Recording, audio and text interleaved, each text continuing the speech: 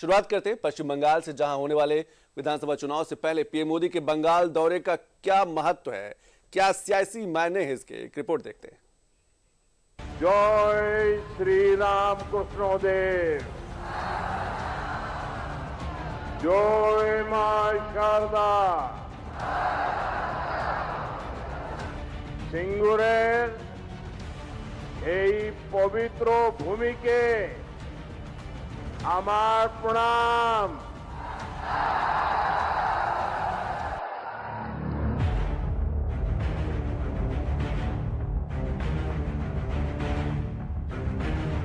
बंगाल की धरती पर पीएम मोदी की हुंकार नए साल पर नए बदलाव के लिए है। हिंदुस्तान की सियासत में पश्चिम बंगाल बीजेपी के लिए नासूर बना हुआ है, लेकिन चुनावी साल में पीएम मोदी ने बंगाल की धरती पर कदम रखा तो बंगाल का मर्ज भी बताया और उसका इलाज भी। पीएम मोदी ने सीधे उस नब्ज को टटोला है जो बीते चुनावों में बीजेपी की जीत का फॉर्मूला रही है। मैं देख रहा हूं बहुत बड़ी संख्या में माताएं बहनें आशीर्वाद देने आई है, किसान आए हैं, श्रमिक आए हैं और नौजवानों का जोश तो हम सब देख रहे हैं।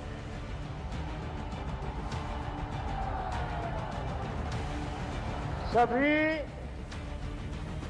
एक ही भाव से, एक ही आस लेकर के आए हैं कि हमें असली परिवर्तन चाहिए। सिंगूर की सियासी जमीन पर पीएम मोदी ने ऐलान कर दिया कि मौजूदा बंगाल सरकार की मियाद पूरी हो चुकी है। ममता का सियासी आंचल अब मैला हो चुका है और बंगाल की जनता ने बदलाव का मन बना लिया है। बीजेपी एनडीए ने बिहार में जंगल राज को एक बार फिर से रोका है। अब पश्चिम बंगाल भी टीएमसी के महाजंगल राज को विदा करने के लिए तैयार है।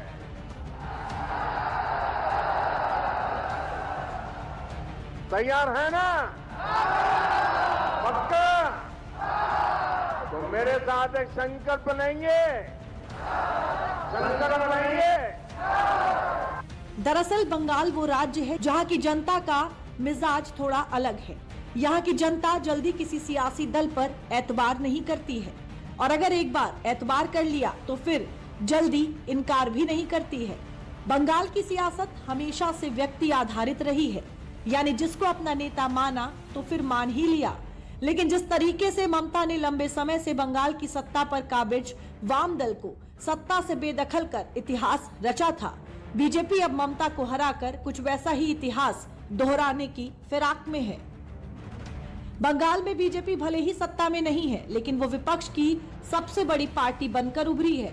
साल 2016 के बंगाल चुनाव में बीजेपी को केवल 3 सीटों पर जीत मिली थी और वोट परसेंटेज भी 10 के करीब था। लेकिन साल 2021 के विधानसभा चुनाव में तस्वीर बदल गई। बीजेपी ने जहां 77 सीटें हासिल की, वहीं उसका वोट प्रतिशत भी बढ़कर 40 पर पहुंच गया। ये आंकड़े बीजेपी की आशा और ममता की निराशा को बढ़ाने वाले हैं। बीजेपी के लिए ममता सरकार के कुछ फैसले भी मददगार साबित हो रहे हैं। दरअसल ममता सरकार ने केंद्र की कई योजनाओं को बंगाल में लागू नहीं किया है और पीएम मोदी ने इसी का जिक्र कर बंगाल की जनता से सीधे जुड़ने की कोशिश की। टीएमसी सरकार केंद्र सरकार की योजनाओं को आप तक ठीक से पहुंचने ही नहीं देती।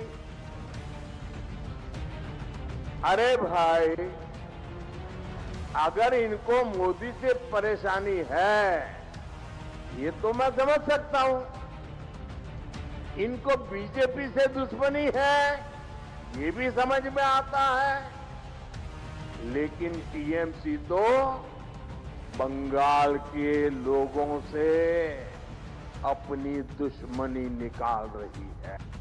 आयुष्मान योजना से गरीबों को मुफ्त इलाज हो रहा है, साथियों, बंगाल की जनता ठान चुकी है। यहां के लोग टीएमसी की निर्मम सरकार को सबक सिखाने वाले हैं, ताकि यहां भी बीजेपी सरकार बने और आयुष्मान भारत योजना बंगाल में भी लागू हो। साल 2021 के चुनाव में बीजेपी का बंगाल में विपक्षी दल बनना बंगाल की सियासत का टर्निंग पॉइंट बताया गया। बीजेपी बंगाल में इस बार स्थानीय हिंदुत्व और राष्ट्रीय हिंदुत्व में तालमेल बिठाने की भी कोशिश करेगी, क्योंकि बंगाल में 70% हिंदू आबादी होने के बाद भी बीजेपी सत्ता से वंचित रह जा रही है। पीएम मोदी ने बंगाल की धरती से राष्ट्रीय सुरक्षा का भी मुद्दा उठाया है, जो चुनावों में बीजेपी के लिए कारगर साबित हो सकती है। टीएमसी सरकार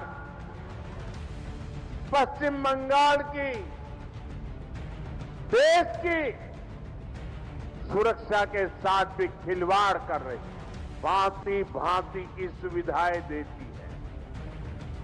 घुसपैठियों को बचाने के लिए धरने प्रदर्शन करती है। आप याद रखिए, टीएमसी को घुसपैठिए इसलिए पसंद है क्योंकि वो इनके पक्के वोट बैंक है। बंगाल में सत्ता परिवर्तन के लिए एक बड़े जन आंदोलन की दरकार है और पीएम मोदी ने अपने बंगाल दौरे से उस आंदोलन की चौहद्दी खींच दी है। बीजेपी उन सारे मुद्दों को उठा रही है जो सीधे बंगाल की जनता की बुनियादी सुविधाओं से जुड़ी है। साल 2021 के चुनाव में बीजेपी के शुवेंदु अधिकारी ने ममता को पटखनी देकर बंगाल में ममता की नींव हिला दी थी। इस बार बीजेपी पूरे टीएमसी सरकार को ही उखाड़ फेंकने की फिराक में है।